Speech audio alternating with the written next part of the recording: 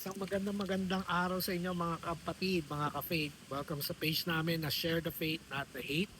Alam ko na 3 days na lang, Pasko na. Everybody's busy, everybody's preparing for gifts, nag-iisip ng ihahanda, Christmas party dito, Christmas party doon, traffic sa labas, punong-puno ang mall. Minsan, kung iisipin mo, nawawala yung peace, di ba? Pero sabi ng Panginoon sa Isaiah, no, if you focus on God, peace would follow. Ibig sabihin, dapat ang sentro ng pag-iisip natin ay ang Panginoong Hesukristo lamang. Doon lang tayo magkakaroon ng totoong peace. Okay? So if you're looking for peace, accept God as your personal Savior. There would be a renewing of the mind at siya ang unahin natin, ilagay natin sa sentro ng ating pag-iisip. Doon lang tayo magkakaroon ng totoong peace. Okay? So keep sharing the faith, not the hate. See you!